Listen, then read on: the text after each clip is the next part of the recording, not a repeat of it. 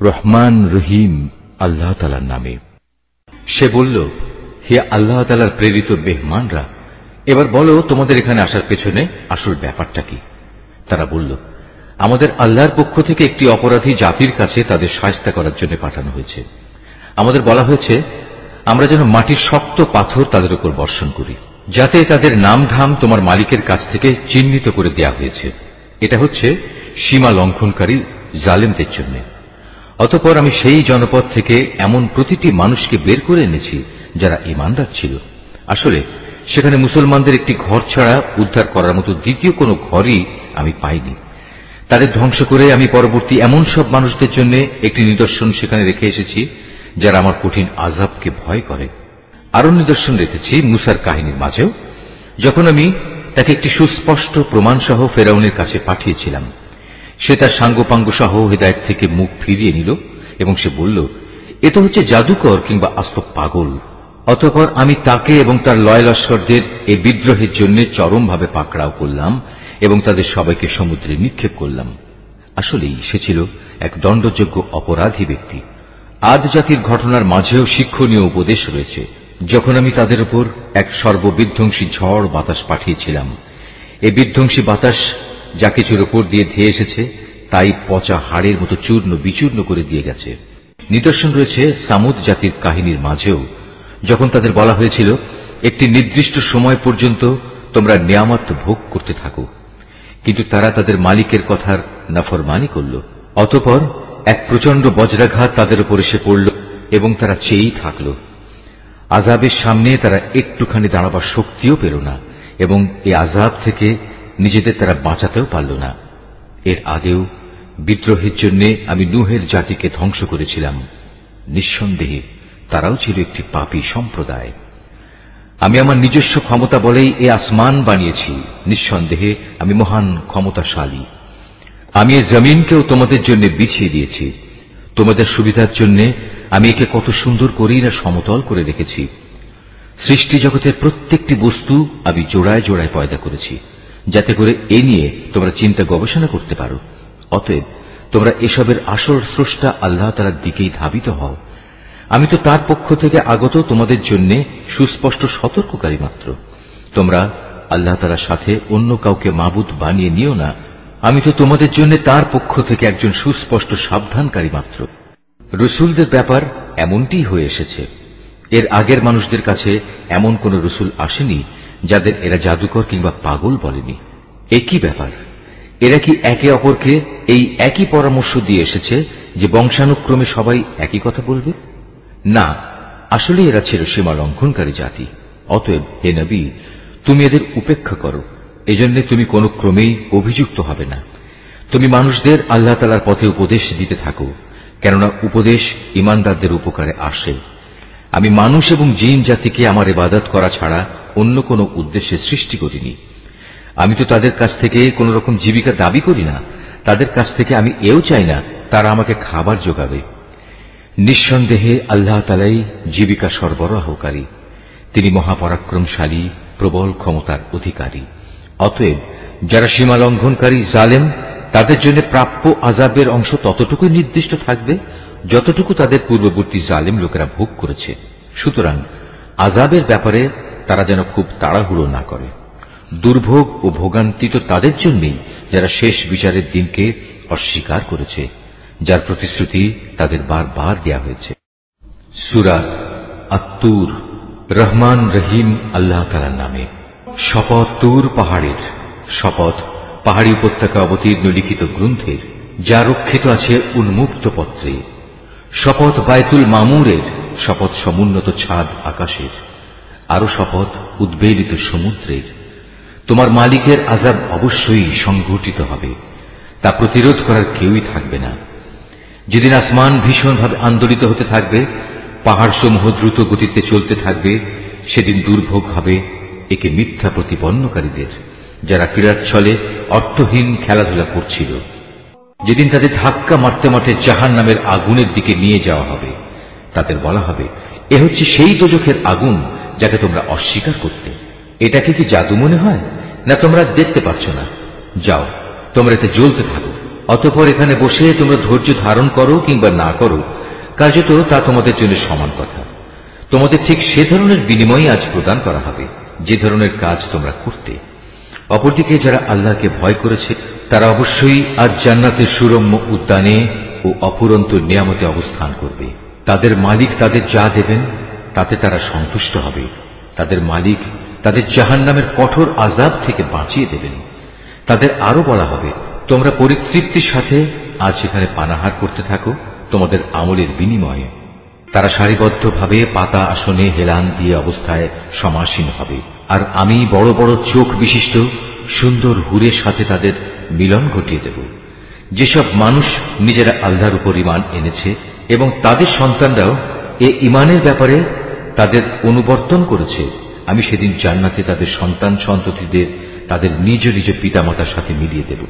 আর এজন্য আমি তাদের পিতামাতার পাওনার কিছুই হ্রাস করব না। বস্তুত প্রত্যেক ব্যক্তি নিজ নিজ কুফরি কর্মফলের হাতে বন্দী হয়ে আছে।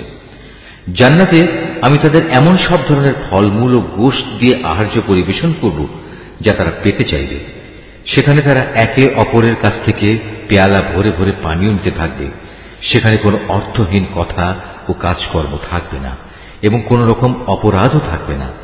তাদের চারপাশে তাদের সেবার জন্য নিয়োজিত থাকবে কিশোর দল, যারা এক একজন হবে যেন লুকিয়ে রাখা মণিমুক্তা। তারা একজন আরেকজনের দিকে চেয়ে তাদের দুনিয়ার জীবনে কথাবার্তা জিজ্ঞেস করতে থাকবে। তারা তখন বলবে, হ্যাঁ, আমরা তো আগে আমাদের পরিবারের মাঝে সব সময় পরিণামের ভয়ে জীবন কাটাতাম, আর এ কারণেই আজ আল্লাহ তাআলা আমাদের উপর এসব নিয়ামত দিয়ে অনুগ্রহ করেছেন। সর্বোপরি তিনি আমাদের জাহান্নামের গরম আগুনের শাস্তি থেকেও রক্ষা করেছেন। আমরা আগেও আল্লাহ তাআলাকে ডাকতাম, আমরা জানতাম তিনি অনুগ্রহশীল ও দয়ালু। অতএব হে নবী, মানুষদের তুমি এ দিনের কথা স্মরণ করাতে থাকো। আল্লাহ তাআলার অনুগ্রহে তুমি কোনো গণক নও, আবার তুমি কোনো পাগলও নও। তুমি হচ্ছ তার বাণী বহনকারী একজন রসুল মাত্র। তারা কি বলতে চায় এ ব্যক্তি একজন কবি এবং সে কোনো দৈব দুর্ঘটনায় পতিত হোক, আমরা সে অপেক্ষাই করছি।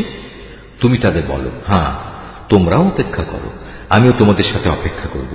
ওদের জ্ঞান বুদ্ধি কি ওদের এসব বলতে বলে, না আসলে ওরা একটি সীমালঙ্ঘনকারী সম্প্রদায়?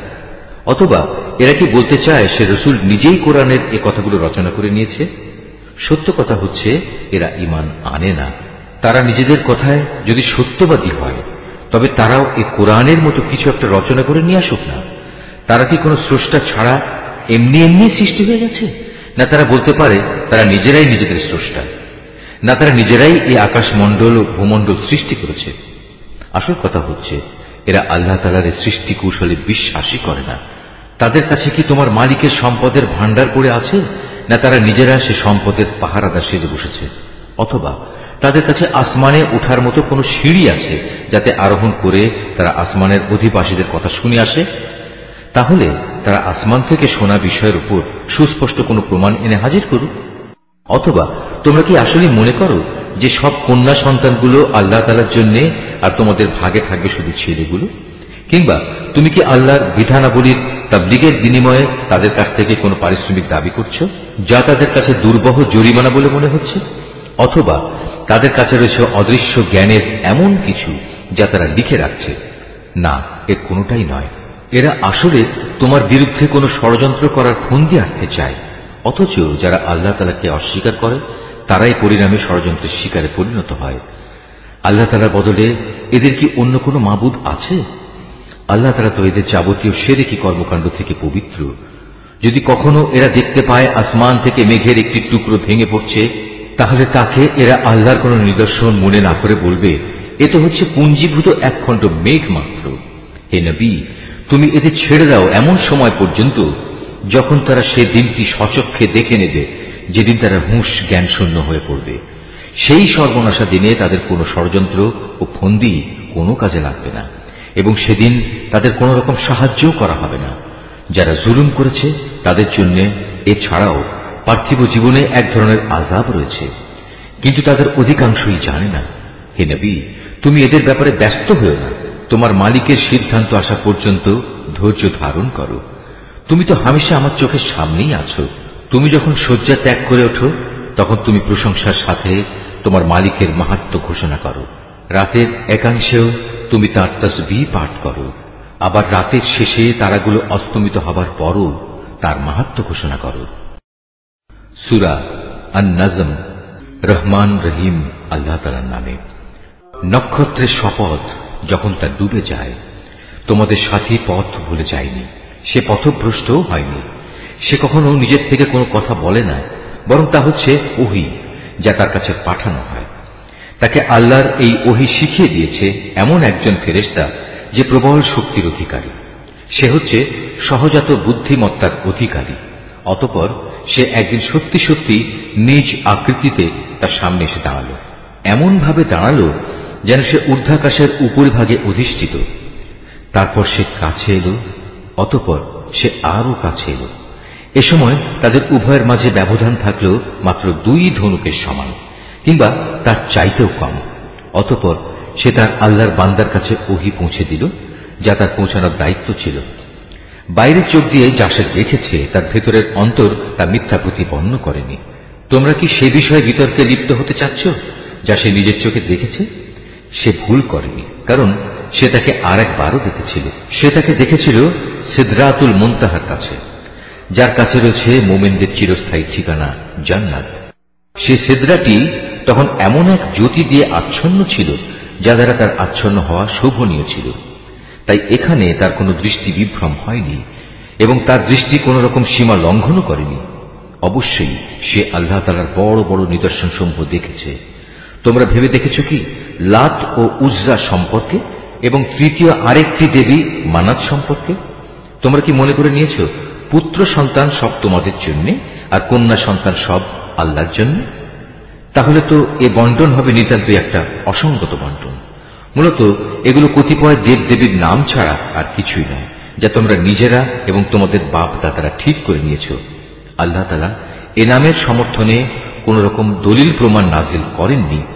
এরা নিজেদের মন গড়া আন্দাজ অনুমানেরই অনুসরণ করে এবং অধিকাংশ ক্ষেত্রেই এরা নিজেদের প্রবৃত্তির ইচ্ছা আকাঙ্ক্ষার উপর চলে।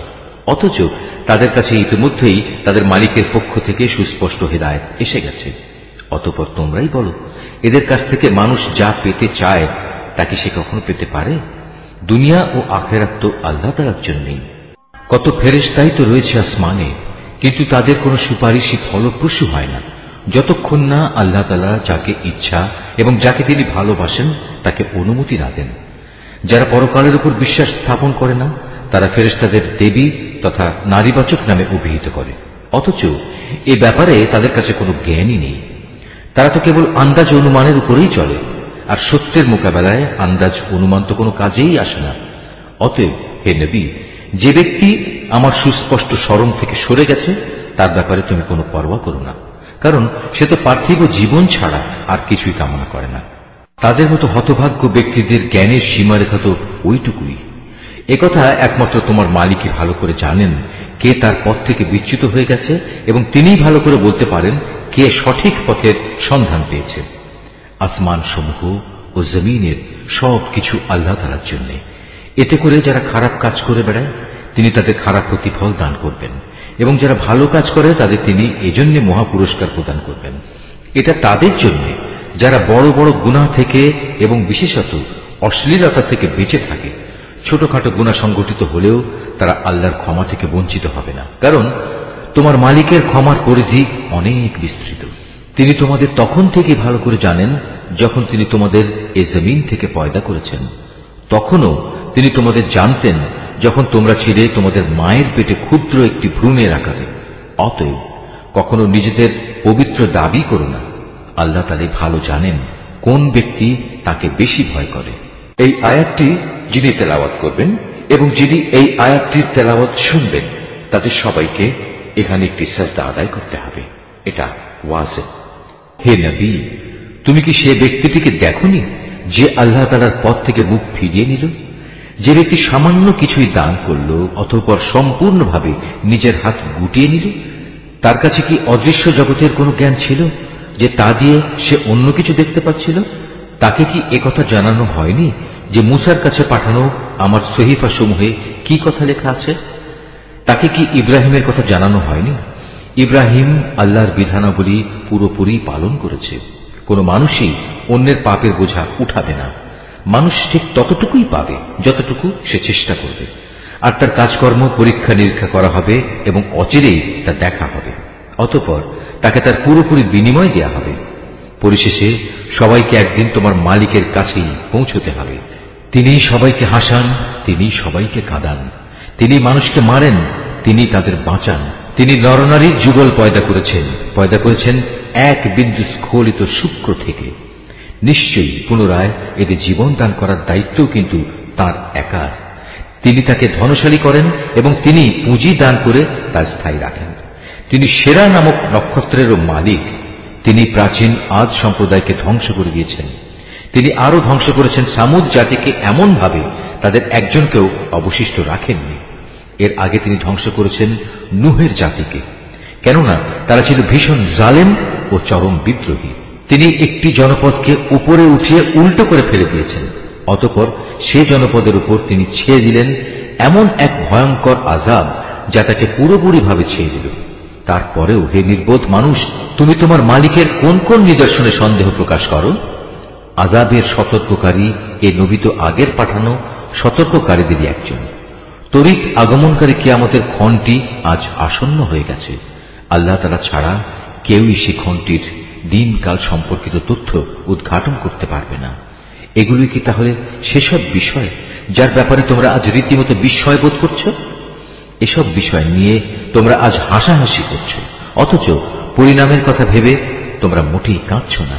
মনে হচ্ছে তোমরা মূল ব্যাপারেই উদাসীন হয়ে রয়েছ।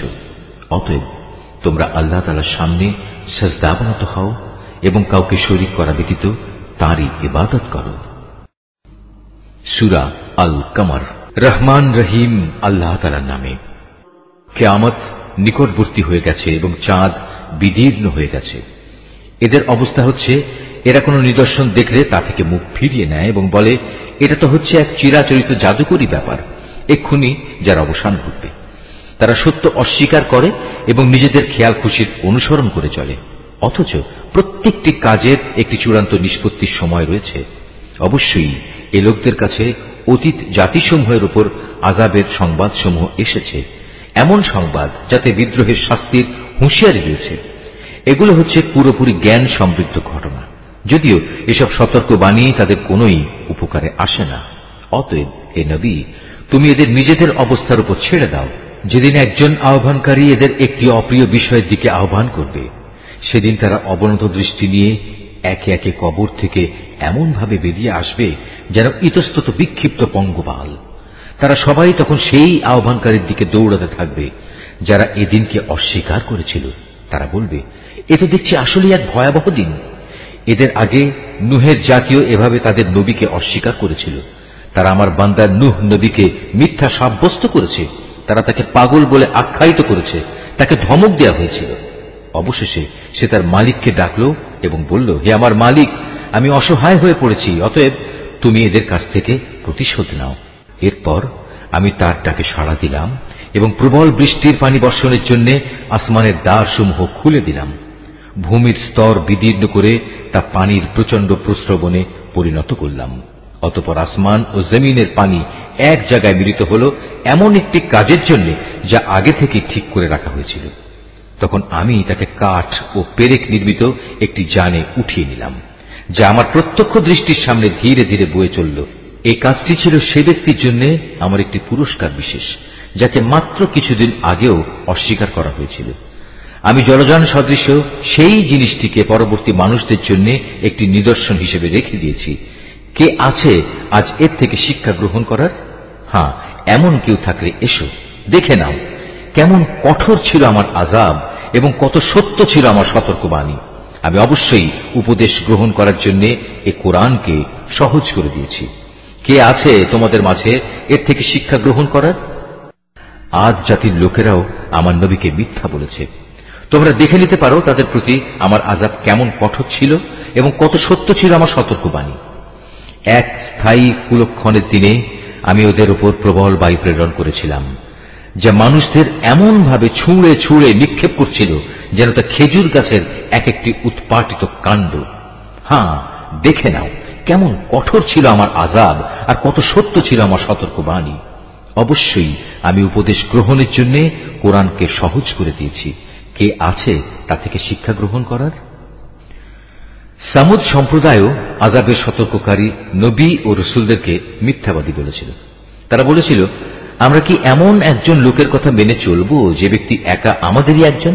এভাবে তার আনুগত্য করলে সত্যিই তো আমরা বড় গুমরাহী ও পাগলামি কাজে নিমজ্জিত হয়ে পড়ব। আমাদের মাঝে সেই কি একমাত্র ব্যক্তি যার উপর আল্লাহর ওহী নাজিল করা হয়েছে?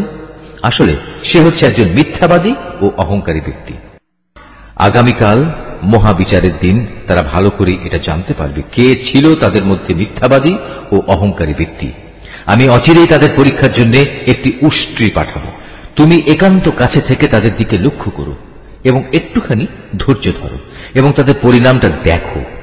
তাদের বলে দাও, কুয়ার পানি অবশ্যই তাদের ও উষ্ট্রির মধ্যে ভাগ করে দেওয়া হয়েছে এবং তাদের সবাই পালাক্রমে কুয়ার পাশে হাজির হবে। পরিশেষে তারা বিদ্রোহ করার জন্য তাদের এক বন্ধুকে ডেকে আনল। সে উষ্ট্রিকে ছুরি দিয়ে আক্রমণ করল এবং সেটির পায়ের নলি কেটে ফেলল। হ্যাঁ, অতঃপর তোমরাই দেখেছ কেমন ছিল আমার আযাব, কত সত্য ছিল আমার সতর্কবাণী। অতঃপর আমি তাদের উপর প্রেরণ করলাম মাত্র একটি গর্জন। এতেই তারা শুষ্ক শাখা পল্লব নির্মিত জন্তু জানোয়ারদের দলিত খোয়ারের মতো হয়ে গেল। আমি কোরআনকে বোঝার জন্য সহজ করে নাজিল করেছি। তা থেকে উপদেশ গ্রহণ করার মতো কেউ আছে কি? লুতের জাতির লোকেরাও সতর্ককারী নবীদের মিথ্যাবাদী বলেছিল। ফলে আমি তাদের উপর প্রেরণ করলাম পাথর নিক্ষেপকারী এক ধরনের বৃষ্টি, লুতের পরিবার পরিজন ও তার অনুবর্তনকারীদের বাদে। রাতের শেষ প্রহরেই আমি তাদের উদ্ধার করে নিয়েছিলাম। এই কাজটা ছিল তাদের প্রতি আমার একান্ত অনুগ্রহ।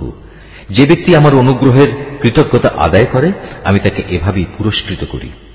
সে লুত আমার কঠোর পাকড়াও সম্পর্কে তাদের বারবার ভয় দেখিয়েছিল, কিন্তু এই সতর্কীকরণে তারা বাক বিতণ্ডা শুরু করে দিল। অতঃপর তারা তার কাছে এসে কুমতলবের জন্য তার মেহমানদের নিয়ে যাবার দাবি করল। আমি তখন তাদের দৃষ্টিশক্তি বিলুপ্ত করে দিলাম। আমি তাদের বললাম, এবার তোমরা আমার আযাব উপভোগ করো এবং আমার সতর্কবাণী অবজ্ঞা করার পরিণামটাও দেখে নাও। প্রত্যুষেই তাদের উপর আমার এক অমোঘ আযাব প্রচন্ড আঘাত হানল। আমি বললাম, অতঃপর তোমরা আমার এই আযাব আস্বাদন করতে থাকো এবং আমার সতর্ককারীদের উপেক্ষা করার পরিণামটাও একবার দেখে নাও। আমি এই কোরআনকে শিক্ষা গ্রহণ করার জন্য সহজ করে নাজিল করেছি, কিন্তু কেউ আছে কি এ থেকে শিক্ষা গ্রহণ করার? ফেরাউনের জাতির লোকদের কাছেও আমার পক্ষ থেকে সতর্ককারী অনেক নিদর্শন এসেছিল, কিন্তু তারা আমার সমুদয় নিদর্শন অস্বীকার করেছে, আর পরিণামে আমিও তাদের শক্ত হাতে পাকড়াও করলাম, ঠিক যেমনি করে সর্বশক্তিমান সত্তা বিদ্রোহীদের পাকড়াও করে থাকেন। তোমরা কি সত্যি মনে করছো তোমাদের সমাজের এই কাফেররা তোমাদের পূর্ববর্তী কাফেরদের চাইতে শক্তি ও ক্ষমতার দিক থেকে উৎকৃষ্ট? অথবা আমার কিতাবের কোথাও কি তোমাদের জন্য অব্যাহতিমূলক কিছু লিপিবদ্ধ রয়েছে? অথবা তারা বলছে আমরা সত্যি একটি অপরাজেয় দল? অচিরেই এই অপরাজেয় দলটি শোচনীয়ভাবে পরাজিত হয়ে যাবে এবং সম্মুখ সমর থেকে পৃষ্ঠ প্রদর্শন করে পালাতে থাকবে। কিন্তু এ পালানোই তো তাদের শেষ নয়, বরং তাদের শাস্তিদানের নির্ধারিত ক্ষণ কিয়ামত তো রয়েছেই, আর কিয়ামত হবে তাদের জন্য বড়ই কঠিন ও বড়ই তিক্ত। অবশ্যই এসব অপরাধী নিদারুণ বিভ্রান্তি ও বিকারগ্রস্ততার মাঝে পড়ে আছে। যেদিন তাদের উপর করে জাহান্নামের আগুনের দিকে ঠেলে নেওয়া হবে তখন তাদের ঘোর কেটে যাবে। অতঃপর তাদের বলা হবে, এবার তোমরা জাহান্নামের আযাবের স্বাদ উপভোগ করো। আমি সব কয়টি জিনিসকে অবশ্যই একটি সুনির্দিষ্ট পরিমাণ মতো সৃষ্টি করেছি, আর আমার হুকুম সে তো এক নিমেষে চোখের পলকের মতোই কার্যকর হয়। তোমাদের মতো বহু বিদ্রোহী জাতিকে আমি বিনাশ করে দিয়েছি। অতএব আছে কি তা থেকে শিক্ষা গ্রহণ করার মতো কেউ? তারা যা কিছু করছে তার সবটুকুই তাদের আমল নামায় সংরক্ষিত আছে। সেখানে যেমনি রয়েছে প্রতিটি ক্ষুদ্র বিষয়, তেমনি লিপিবদ্ধ আছে প্রতিটি বড় বিষয়। অপরদিকে এই বিদ্রোহের পথ পরিহার করে যারা আল্লাহকে ভয় করেছে তারা অনাদিকাল এক সুরম্য জান্নাতে ও প্রবাহমান ঝর্ণাধারায় থাকবে। তারা অবস্থান করবে যথাযোগ্য সম্মানজনক জায়গায়, বিশাল ক্ষমতার অধিকারী সার্বভৌম আল্লাহ তাআলার সান্নিধ্যে। সূরা আর রহমান। রহমান রহিম আল্লাহ তাআলার নামে। পরম করুণাময় আল্লাহ তাআলা। তিনি তোমাদের কোরআন শিক্ষা দিয়েছেন, তিনি মানুষ বানিয়েছেন, ভাব প্রকাশের জন্য তিনি তাকে কথা বলা শিখিয়েছেন। সূর্য ও চন্দ্র উভয় নির্ধারিত হিসাব মোতাবেক কক্ষপথ ধরে চলছে। জমিনে উৎপাদিত যাবতীয় লতাপাতা ও গাছ গাছড়া সব তাঁরই সামনে সাজদা বানাত হয়। আসমান তাকে তিনি সমুন্নত করে রেখেছেন এবং মহাশূন্যে তার ভারসাম্যের জন্য তিনি একটি মানদণ্ড স্থাপন করেছেন, যাতে করে তোমরা কখনো আল্লাহ তাআলা নির্ধারিত এই মানদণ্ডের সীমা অতিক্রম না করো। ইনসাফ মোতাবেক তোমরা ওজনের মানদণ্ড প্রতিষ্ঠা করো এবং ওজনে কম দিয়ে মানদণ্ডের ক্ষতি সাধন করো না। ভূমণ্ডলকে তিনি সৃষ্টিরাজির জন্য বিছিয়ে রেখেছেন, তাতে রয়েছে অসংখ্য ধরনের ফলমূল, আরও রয়েছে খেজুর যা আল্লাহর কুদরতে খোসার আবরণে ঢাকা থাকে, আরও রয়েছে ভুসি বিশিষ্ট শস্যদানা ও সুগন্ধযুক্ত ফল। অতএব হে মানুষ ও জিন, তোমরা তোমাদের মালিকের কোন নিয়ামত অস্বীকার করবে? তিনি মানুষকে বানিয়েছেন পোড়া মতো শুকনো ঠনঠনে এক টুকরো মাটি থেকে এবং জিনদের বানিয়েছেন আগুন থেকে। অতঃপর হে মানুষ ও জিন, তোমরা তোমাদের মালিকের কোন নিয়ামত অস্বীকার করবে? তিনি হচ্ছেন দুই মৌসুমের দুই উদয়াচলের মালিক এবং তিনি হচ্ছেন আবার দুই ঋতুর দুই অস্তাচলের মালিক। অতঃপর হে মানুষ ও জিন, তোমরা তোমাদের মালিকের কোন নিয়ামত অস্বীকার করবে? তিনি দুটি সমুদ্রকে বয়ে চলার জন্য ছেড়ে দিয়ে রেখেছেন যেন তা একে অপরের সাথে মিশে যেতে পারে। তারপরেও তাদের উভয়ের মাঝে রয়ে যায় এমন একটি অন্তরাল যার সীমা তারা কখনো অতিক্রম করতে পারে না। অতঃপর হে মানুষ ও জিন, তোমরা তোমাদের মালিকের কোন নিয়ামত অস্বীকার করবে? এ উভয় সমুদ্র থেকে তিনি মহামূল্যবান প্রবাল মুক্তা বের করে আনেন। অতঃপর হে মানুষ ও জিন, তোমরা তোমাদের মালিকের কোন নিয়ামত অস্বীকার করবে? সমুদ্রে বিচরণশীল পাহাড় সম বড় বড় জাহাজসমূহ তো তারই ক্ষমতার প্রমাণ।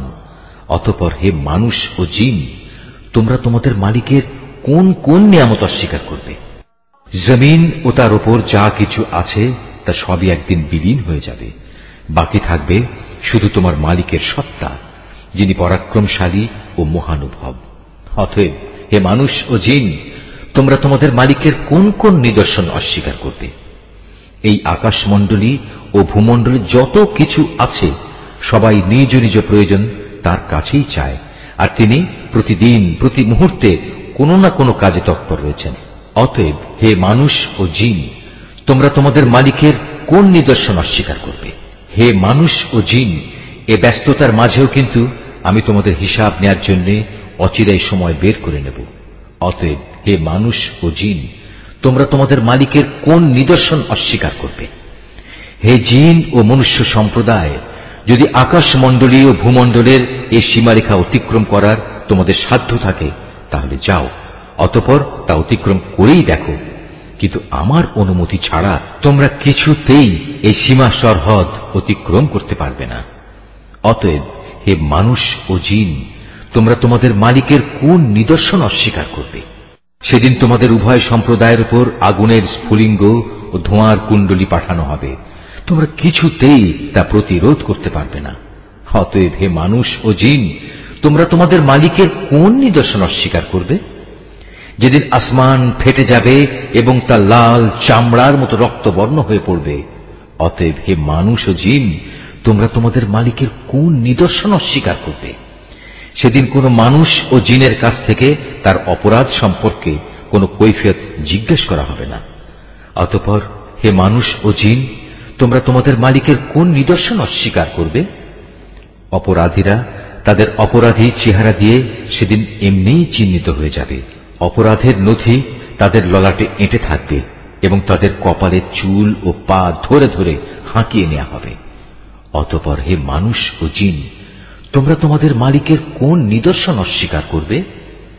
সেদিন তাদের বলা হবে, এ হচ্ছে সেই জাহান্নাম যাকে এ অপরাধী ব্যক্তিরা মিথ্যা বলত। তারা সেদিন তার ফুটন্ত পানি ও জাহান্নামের মাঝে ঘুরতে থাকবে।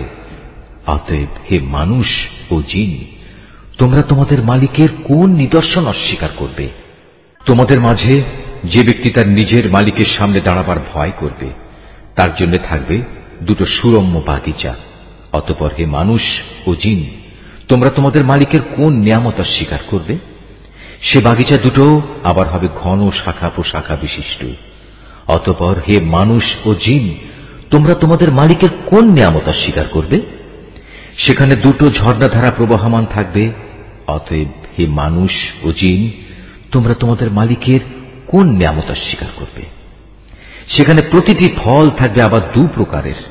অতএব হে মানুষ ও জিন, তোমরা তোমাদের মালিকের কোন নিয়ামত অস্বীকার করবে?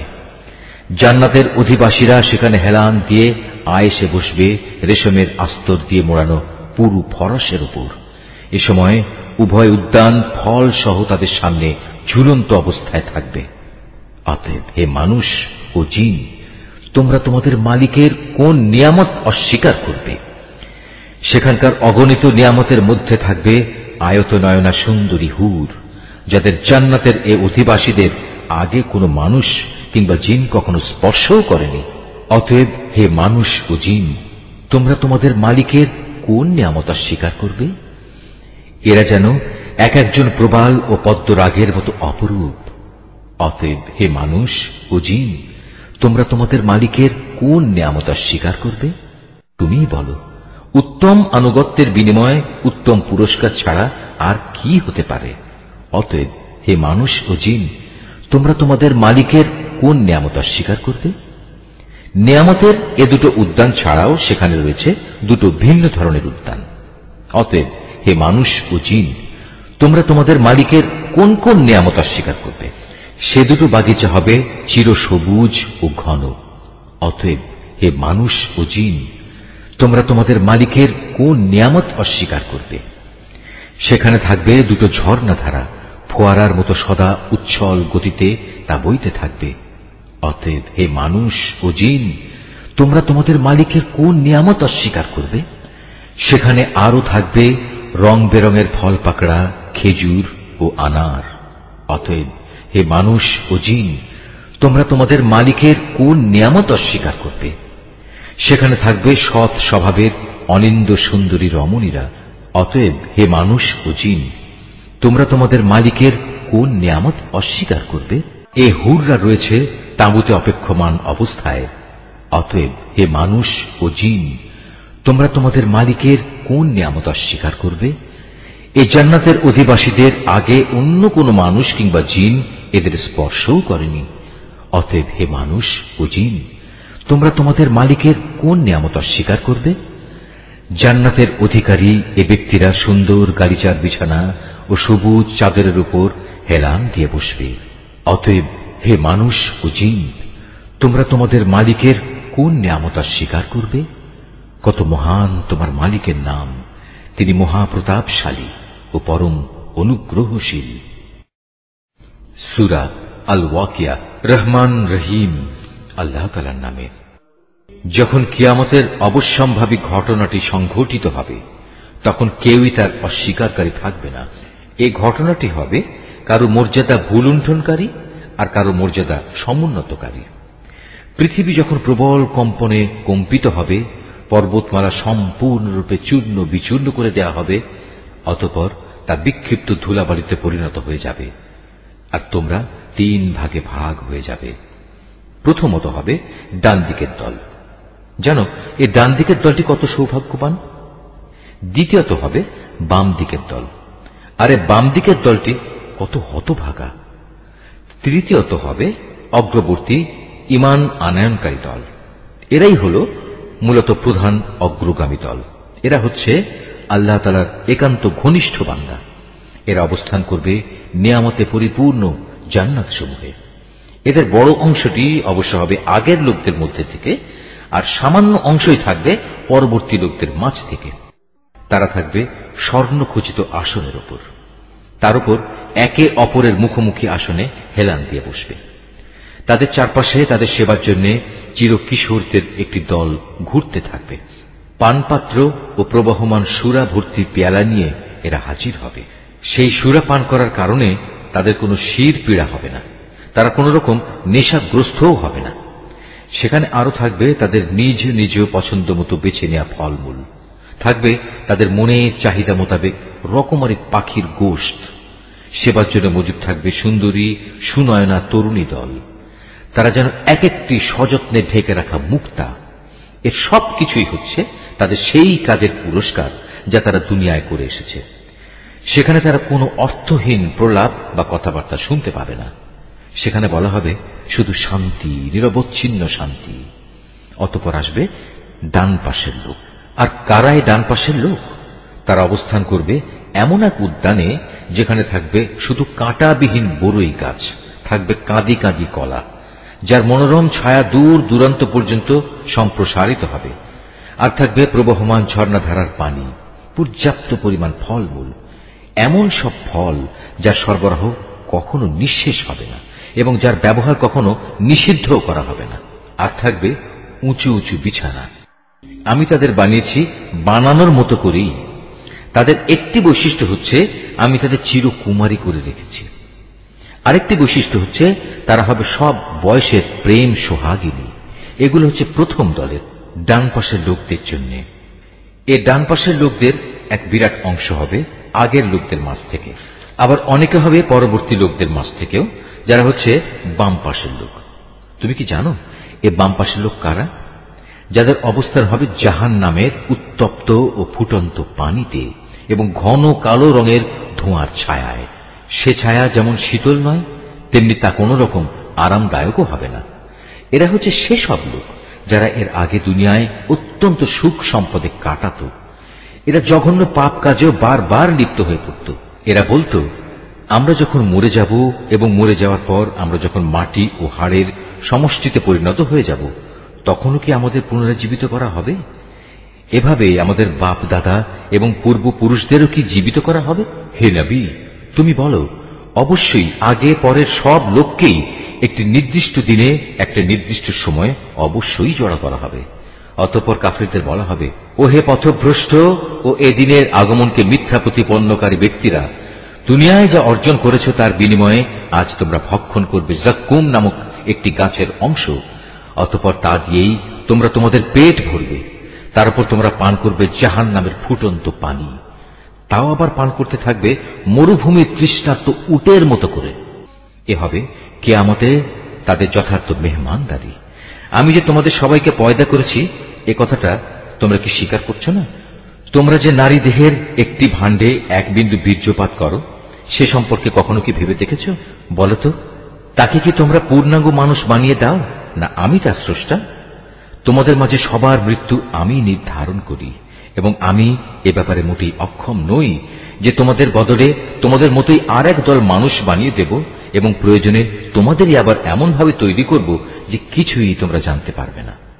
তোমরা যখন তোমাদের প্রথম সৃষ্টির ব্যাপারটা জানতে পেরেছ, তখন দ্বিতীয়বার সৃষ্টির এ সাবধান বাণী থেকে কেন শিক্ষা গ্রহণ করছো না? তোমরা জমিনে যে বীজ বপন করো, সে সম্পর্কে কি কখনো চিন্তা করেছ? তা থেকে ফসলের উৎপাদন কি তোমরা করো, না আমি তার উৎপাদক? অথচ আমি যদি চাই তাহলে অঙ্কুরিত সব বীজ খড় কুটায় পরিণত করে দিতে পারি, আর তা দেখে তোমরা হতভম্ব হয়ে পড়বে। তোমরা বলতে থাকবে, হায়, আজ আমাদের তো সর্বনাশ হয়ে গেল, আমরা তো জমিনের ফসল থেকে আজ বঞ্চিত হয়ে গেলাম। কখনো কি তোমরা সেই পানি সম্বন্ধে চিন্তা করে দেখেছ যা তোমরা নিত্য পান করো? বলতে পারো, আকাশের মেঘমালা থেকে এ পানি কি তোমরা বর্ষণ করো, না আমি এর বর্ষণকারী? অথচ আমি চাইলে এ সুপেয় পানি লবণাক্ত করে দিতে পারি। এসব কথাবার্তা জানা সত্ত্বেও তোমরা কেন আমার কৃতজ্ঞতা আদায় করছো না? আগুন যা প্রতিদিন তোমরা প্রজ্বলিত করে থাকো, তা কি কখনো ভেবে দেখেছ তার মধ্যে আগুন জ্বালানোর গাছটিকে তোমরা সৃষ্টি করেছ, না আমি এর স্রষ্টা? মূলত আমি একে সভ্যতার নিদর্শন করে রেখেছি এবং একে ভ্রমণকারীদের জন্য প্রয়োজন পূরণের সামগ্রী বানিয়ে দিয়েছি। অতঃপর হে নবী, এ সব কিছুর জন্য তুমি তোমার মহান মালিকের মহান নামের মাহাত্ম্য ঘোষণা করো। অতঃপর আমি শপথ করছি অস্তাচলের তারকাপুঞ্জের, সত্যি আমার গোটা সৃষ্টি নৈপুণ্যের আলোকে এ হচ্ছে এক মহান শপথ। যদি তোমরা জানতে, অবশ্যই কোরআন এক মহামর্যাদাবান গ্রন্থ। এটি লিপিবদ্ধ রয়েছে একটি সযত্নে রক্ষিত গ্রন্থে। পূত পবিত্র ব্যতি রেখে তাকেও স্পর্শও করতে পারে না, কেননা তা নাজিল করা হয়েছে সৃষ্টিকুলের মালিক আল্লাহ তাআলার কাছ থেকে। এ সত্ত্বেও তোমরা এই গ্রন্থের আনিত বাণীকে সাধারণ কথাই মনে করতে থাকবে। এবং মিথ্যা প্রতিপন্ন করাটাকেই তোমরা তোমাদের জীবিকা আহরণের মাধ্যমে বানিয়ে নেবে। হ্যাঁ, যখন কোন মানুষের প্রাণ তার কণ্ঠ নাড়িতে এসে পৌঁছে যায়, তখন কেন তোমরা অসহায়ের মতো তাকিয়ে থাকো? এ সময় তো বরং তোমাদের চাইতে আমি সেই মুমূর্ষ ব্যক্তির বেশি কাছে থাকি, কিন্তু তোমরা এর কিছুই দেখতে পাও না। তোমরা যদি এমন অক্ষম নাই হও, তোমরা যদি তোমাদের ক্ষমতার দাবিতে সত্যবাদী হও, তাহলে কেন সেই বেরিয়ে যাওয়া প্রাণ পুনরায় তার দেহে ফিরিয়ে আনো না? হ্যাঁ, যদি সেই মৃত ব্যক্তিটি আল্লাহর নৈকট্যপ্রাপ্ত প্রথম দলের একজন হয়ে থাকে, তাহলে তার জন্য থাকবে আরাম, আয়েশ, উন্নত মানের আহার্য ও নিয়ামতে ভরপুর এক চিরন্তন জান্নাত। আর যদি সে হয় ডান পাশের দ্বিতীয় দলের কেউ, তাহলে তাকে এই বলে অভিনন্দন জানানো হবে, তোমার জন্য রয়েছে আল্লাহর পক্ষ থেকে শান্তি আর শান্তি, কারণ তুমি তো ছিলে ডান পাশেরই একজন। আর যদি সে হয় আল্লাহ তাআলাকে অস্বীকারী মিথ্যাবাদী পথভ্রষ্ট কোনো ব্যক্তি, তাহলে ফুটন্ত পানি দ্বারা তার আপ্যায়ন করা হবে এবং সে জাহান্নামের কঠিন আগুনে উপনীত হবে। নিশ্চয়ই এ হচ্ছে এক অমোঘ সত্য ঘটনা। অতএব আযাব থেকে বেঁচে থাকার জন্য হে নবী, তুমি তোমার মহান মালিকের পবিত্র নামের তাসবিহ পাঠ করো। সূরা আল হাদিদ। রহমান রহিম আল্লাহ তাআলার নামে। আকাশমণ্ডলীয় পৃথিবীতে যা কিছু আছে তার সবকিছুই আল্লাহ তাআলার পবিত্রতা এবং মাহাত্ম্য ঘোষণা করে। তিনি মহাপরাক্রমশালী ও প্রজ্ঞাময়। আসমান সমূহ ও জমিনের সার্বভৌমত্ব তাঁরই জন্য। তিনি জীবন দান করেন, তিনি মৃত্যু ঘটান, তিনি সব কিছুর উপর চূড়ান্ত ক্ষমতাবান। তিনি আদি, তিনি অন্ত, তিনি প্রকাশ্য, তিনি অপ্রকাশ্য এবং তিনি সর্ববিষয়ে সম্মুখ অবহিত। তিনি হচ্ছেন সেই মহান সত্তা যিনি 6 দিনে আসমান সমূহ ও জমিন সৃষ্টি করেছেন, অতঃপর তিনি তার আরশে সমাসীন হন।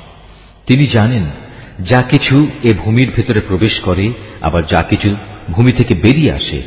আসমান থেকে যা বর্ষিত হয় তা যেমন তিনি জানেন, আবার আসমানের দিকে যা কিছু ওঠে তাও তিনি অবগত আছেন। তোমরা যেখানেই থাকো না কেন, তিনি তোমাদের সাথেই আছেন। তোমরা যা কিছু করছো, আল্লাহ তাআলা তার সব কিছুই দেখছেন। আসমান সমূহ ও জমিনের সার্বভৌমত্ব তার জন্য, কারণ প্রতিটি বিষয় তার দিকেই ফিরিয়ে নেওয়া হবে। তিনি রাতকে মিশিয়ে দেন দিনের সাথে, আবার দিনকে মিশিয়ে দেন রাতের সাথে। তিনি মনের কোণে লুকিয়ে থাকা বিষয় সম্পর্কেও সম্মুখ অবগত রয়েছেন। হে মানুষ, তোমরা ঈমান আনো আল্লাহ তাআলা ও তার রাসূলের উপর। আল্লাহ তাআলা তোমাদের যে সম্পদের অধিকারী বানিয়েছেন, তা থেকে তাঁরই পথে তোমরা ব্যয় করো। অতঃপর তোমাদের মধ্যে যারা ঈমান আনবে এবং আল্লাহর নির্ধারিত পথে অর্থ ব্যয় করবে, জেনে রেখো তাদের জন্য রয়েছে এক মহা পুরস্কার। তোমাদের একই হল, তোমরা কেন আল্লাহর উপর ঈমান আনছো না? বিশেষ করে যখন স্বয়ং আল্লাহর রাসূল তোমাদের ডাক দিয়ে বলছেন, তোমরা তোমাদের মালিকের উপর ঈমান আনো, এবং তিনি তো এ মর্মে তোমাদের কাছ থেকে প্রতিশ্রুতিও আদায় করে নিয়েছিলেন। যদি তোমরা সত্যি ঈমানদার হও, তাহলে সেই প্রতিশ্রুতি স্মরণ করো। তিনি সে মহান সত্তা যিনি তার বান্দার উপর সুস্পষ্ট আয়াত নাজিল করেছেন, যেন তিনি তোমাদের জাহেলিয়াতের অন্ধকার থেকে ঈমানের আলোর দিকে বের করে নিতে পারেন। আল্লাহ তাআলা সত্যি তোমাদের প্রতি পরম দয়ালু ও একান্ত করুণাময়। তোমাদের একই হল, তোমরা কেন আল্লাহর পথে অর্থ ব্যয় করতে চাও না, অথচ আসমান সমূহ ও জমিনের সব কিছুর মালিকানা এক আল্লাহ তাআলার জন্যই। তোমাদের মধ্যে তারা কখনো একই রকম মর্যাদার অধিকারী হবে না যারা বিজয় সাধিত হওয়ার আগে আল্লাহর পথে ব্যয় করেছে এবং ময়দানে সংগ্রাম করেছে। তাদের মর্যাদা ওদের তুলনায় অনেক বেশি যারা বিজয় সাধিত হবার পর আল্লাহর পথে অর্থ ব্যয় করেছে এবং জিহাদে অংশগ্রহণ করেছে। অবশ্য আল্লাহ তাআলা এদের সবাইকেই উত্তম পুরস্কার প্রদানের ওয়াদা দিয়েছেন। মূলত তোমরা যা কিছুই করো, আল্লাহ তাআলা সে সম্পর্কে পূর্ণাঙ্গভাবে জ্ঞাত রয়েছেন। কে আছে যে ব্যক্তি আল্লাহকে ঋণ দেবে, এমন উত্তম ঋণ যার বিনিময়ে আল্লাহ তাআলা পরকালে তাকে কয়েক গুণ বাড়িয়ে দেবেন এবং তার জন্য থাকবে আরো বড় ধরনের পুরস্কার। যেদিন তুমি ঈমানদার পুরুষ ও ঈমানদার মহিলাদের এগিয়ে যেতে দেখতে পাবে, দেখবে তাদের সামনে দিয়ে এবং তাদের ডান পাশ দিয়ে নূরের এক জ্যোতিও এগিয়ে চলছে। এ সময় তাদের উদ্দেশ্যে বলা হবে, আজ সুসংবাদ তোমাদের জন্য। আর সে সুসংবাদ হচ্ছে জান্নাতের, যার পাদদেশ দিয়ে সুপেয় ঝর্ণাধারা বইতে থাকবে। সেখানে তোমরা অবস্থান করবে অনন্তকাল ধরে, আর এটা হচ্ছে চরম সাফল্য। সেদিন মুনাফিক পুরুষ ও মুনাফিক নারীরা ঈমানদারদের বলবে, তোমরা আমাদের দিকে একটু তাকাও, যাতে করে আমরা তোমাদের নূর থেকে কিছুটা হলেও আলো গ্রহণ করতে পারি। তাদের বলা হবে, তোমরা আজ পেছনে ফিরে যাও এবং পারলে সেখানে গিয়ে আলোর সন্ধান করো। অতঃপর এদের উভয়ের মাঝখানে একটি প্রাচীর দাঁড় করিয়ে দেয়া হবে। এতে একটি দরজাও থাকবে, যার ভেতরের অংশে থাকবে আল্লাহর রহমত, আর তার বাইরের দিকে থাকবে ভয়াবহ আযাব। তখন মুনাফিক দল ঈমানদারদের ডেকে বলবে, আমরা কি দুনিয়ার জীবনে তোমাদের সাথে ছিলাম না? তারা বলবে, হ্যাঁ, অবশ্যই ছিলে, তবে তোমরা নিজেরাই নিজেদের গোমরাহির বিপদে বিপদগ্রস্ত করে দিয়েছিলে। তোমরা সব সময় সুযোগের অপেক্ষায় থাকতে, নানা রকমের সন্দেহ পোষণ করতে। আসলে দুনিয়ার মোহ তোমাদের সব সময়ই প্রতারিত করে আসছিল। আর এভাবে একদিন তোমাদের ব্যাপারে আল্লাহর পক্ষ থেকে মৃত্যুর ফয়সালা এসে হাজির হল এবং প্রতারক শয়তান তোমাদের আল্লাহ তাআলা সম্পর্কেও ধোঁকায় ফেলে রেখেছিল।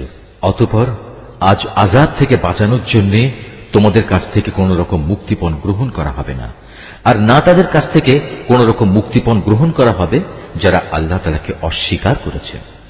আজ তোমাদের উভয়ের ঠিকানা হবে জাহান্নামের আগুন, আর এই আগুনই হবে এখানে তোমাদের একমাত্র সাথী।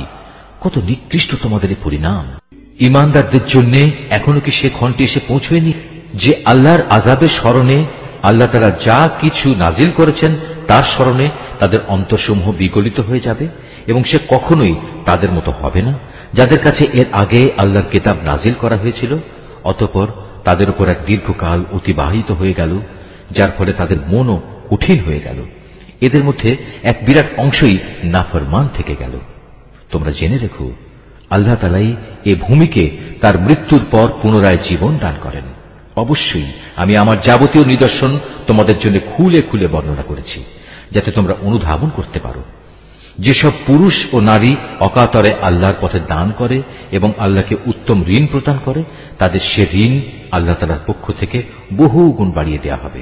উপরন্তু তাদের জন্য থাকবে আরো সম্মানজনক পুরস্কার। আর যারা আল্লাহর উপর ঈমান এনেছে তার রাসূলের উপর, তারাই হচ্ছে যথার্থ সত্যবাদী, যারা তাদের মালিকের সামনে সত্যের পক্ষে সাক্ষ্য দান করবে। তাদের সবার জন্য রয়েছে তাদের মালিকের পক্ষ থেকে পুরস্কার এবং তাদের নিজেদের নূরও, যা তাদের সাফল্যের প্রমাণ বহন করবে। অপরদিকে যারা আমাকে অস্বীকার করেছে এবং আমার নিদর্শন সমূহকে মিথ্যা সাব্যস্ত করেছে, তারা হবে জাহান্নামের বাসিন্দা। তোমরা জেনে রাখো, এ পার্থিব জীবন খেলাধুলা, জাঁকজমক প্রদর্শন, পরস্পর অহংকার প্রদর্শনের প্রতিযোগিতা, ধন সম্পদ ও সন্তান সন্ততি বাড়ানোর চেষ্টা সাধনা ছাড়া আর কিছুই নয়। এ যেন আকাশ থেকে বর্ষিত এক পশলা বৃষ্টি, যার উৎপাদিত ফসলের সমাহার কৃষকের মনকে খুশিতে ভরে দেয়। অতঃপর সে ফসল ঘরে তোলার উপযোগী হলে একদিন তা শুকিয়ে যায় এবং আস্তে আস্তে তুমি দেখতে পাও তা হলুদ রং ধারণ করতে শুরু করেছে। তারপর তা অর্থহীন খড়কুটায় পরিণত হয়ে যায়। কাফেরদের জন্য পার্থিব জীবনের চেষ্টা সাধনা এমনই এক অর্থহীন কর্মকাণ্ড ছাড়া আর কিছুই নয়। আর পরকালের জীবনে তাদের জন্য থাকবে কঠোর আযাব এবং ঈমানদারদের জন্য থাকবে আল্লাহর পক্ষ থেকে তার ক্ষমা ও সন্তুষ্টি। সত্যি কথা হচ্ছে, দুনিয়ার এই জীবন কতিপয় ধোঁকা প্রতারণার সামগ্রী বই কিছুই নয়। অতএব এসব অর্থহীন প্রতিযোগিতা বাদ দিয়ে তোমরা তোমাদের মালিকের পক্ষ থেকে সেই প্রতিশ্রুত ক্ষমা ও চিরন্তন জান্নাত পাওয়ার জন্য এগিয়ে যাও। এমন জান্নাত যার আয়তন আসমান জমিনের সমান প্রশস্ত, তা প্রস্তুত করে রাখা হয়েছে সেসব মানুষদের জন্য যারা আল্লাহ তাআলা ও তার পাঠানো রাসূলের উপর ঈমান এনেছে। মূলত এ হচ্ছে আল্লাহ তাআলার এক অনুগ্রহ। যাকে তিনি চান তাকেই তিনি এই অনুগ্রহ প্রদান করেন। আর আল্লাহ তাআলা হচ্ছেন মহা অনুগ্রহশীল। সামগ্রিকভাবে গোটা দুনিয়ার উপর কিংবা ব্যক্তিগতভাবে তোমাদের উপর যখনই কোনো বিপর্যয় আসে, তা সংঘটিত হওয়ার বহু আগেই তার বিবরণ একটি গ্রন্থে লিখে রাখা হয়েছে। আর আল্লাহ তাআলার জন্য এ কাজ অত্যন্ত সহজ। এজন্যে যাতে করে তোমাদের কাছ থেকে যা কিছু সুযোগ সুবিধা হারিয়ে গেছে তার জন্য তোমরা আফসোস না করো, এবং আল্লাহ তাআলা তোমাদের যা কিছু দিয়েছেন তাতেও যেন তোমরা বেশি হর্ষোৎফুল্ল না হও। আল্লাহ তাআলা এমন সব লোকদের ভালোবাসেন না যারা ঔদ্ধত্য ও অহংকার প্রদর্শন করে। আল্লাহ তাআলা তাদেরও ভালোবাসেন না যারা নিজেরা কার্পণ্য করে আবার অন্যদেরও কার্পণ্য করার আদেশ দেয়। যে ব্যক্তি জেনে বুঝে আল্লাহর হুকুম থেকে মুখ ফিরিয়ে নেয় তার জানা উচিত আল্লাহ তাআলা কারোই মুখাপেক্ষী নন এবং তিনি মহান প্রশংসায় প্রশংসিত। আমি অবশ্যই আমার রসুলদের কতিপয় সুস্পষ্ট নিদর্শন সহ মানুষদের কাছে পাঠিয়েছি এবং আমি তাদের সাথে কিতাব পাঠিয়েছি, আরো পাঠিয়েছি আমার পক্ষ থেকে এক ন্যায়দণ্ড, যাতে করে মানুষ এর মাধ্যমে ইনসাফের উপর কায়েম থাকতে পারে। তাদের জন্য আমি লোহা নাজিল করেছি, যার মাধ্যমে একদিকে যেমন রয়েছে বিপুল শক্তি, অন্যদিকে রয়েছে মানুষের বহুবিধ উপকার। এ সবকিছুর উদ্দেশ্য হচ্ছে এর মাধ্যমে আল্লাহ তাআলা জেনে নিতে চান কে আল্লাহ তাআলা ও তার রাসূলকে না দেখেও সাহায্য করতে এগিয়ে আসে। বস্তুত আল্লাহ তাআলা প্রচন্ড শক্তিমান ও মহাপরাক্রমশালী। আমি নূহ ও ইব্রাহিমকে আমার রসুল হিসেবে প্রেরণ করেছি এবং তাদের উভয়ের বংশধরদের মাঝে আমি নবুয়ত ও কিতাব প্রেরণের ব্যবস্থা করে রেখেছি। অতঃপর তাদের মাঝে কিছু কিছু লোক সঠিক পথ অবলম্বন করেছে, অবশ্য তাদের অধিকাংশ লোকই ছিল নাফরমান। তারপর তাদের বংশে একের পর এক আমি অনেক রসুলই প্রেরণ করেছি। তাদের পরে এক পর্যায়ে আমি মরিয়াম পুত্র ঈসাকে রসুল বানিয়ে পাঠিয়েছি এবং তাকে আমি হিদায়াতের গ্রন্থ ইনজিল দান করেছি। এর প্রতিষ্ঠায় যারা তার আনুগত্য করেছে তাদের মনে তার প্রতি দয়া ও করুণা দান করেছি। তার অনুসারীদের অনুসৃত সন্ন্যাসবাদ আসলে তারা নিজেরাই এর উদ্ভব ঘটিয়েছে। আমি কখনো এটা তাদের জন্য নির্ধারণ করিনি। আমি তাদের শুধু বলেছিলাম আল্লাহ সন্তুষ্টি অর্জন করতে। অতঃপর তারা এর যথাযথ হক আদায় করেনি। তারপর তাদের মধ্যে যারা ঈমান এনেছে তাদের আমি যথার্থ পুরস্কারই দিয়েছি, কিন্তু তাদের অধিকাংশ লোকই ছিল নাফরমান। হে ঈমানদার বান্দারা, তোমরা আল্লাহ তাআলাকে ভয় করো এবং তার প্রেরিত রসুলের উপর ঈমান আনো। এর ফলে আল্লাহ তাআলা তোমাদের দ্বিগুণ অনুগ্রহে ভূষিত করবেন। তিনি তোমাদের জন্য স্থাপন করবেন সেই আলো যার সাহায্যে তোমরা পথ চলতে সক্ষম হবে। উপরন্তু তিনি তোমাদের যাবতীয় গুনাহ খাতা মাফ করে দেবেন। আল্লাহ তাআলা ক্ষমাশীল ও পরম দয়ালু। আহলে কিতাবরা যেন এই কথাটা ভালো করে জেনে নিতে পারে আল্লাহ তাআলা সামান্যতম অনুগ্রহের ওপরও তাদের কোনো অধিকার নেই। যাবতীয় অনুগ্রহ সে তো সম্পূর্ণ আল্লাহ তাআলারই হাতে। তিনি যাকে ইচ্ছা তাকেই এই অনুগ্রহ দান করেন। মূলত আল্লাহ তাআলা সুমহান অনুগ্রহশীল। নিশ্চয়ই আল্লাহ যা বলেছেন সত্য বলেছেন।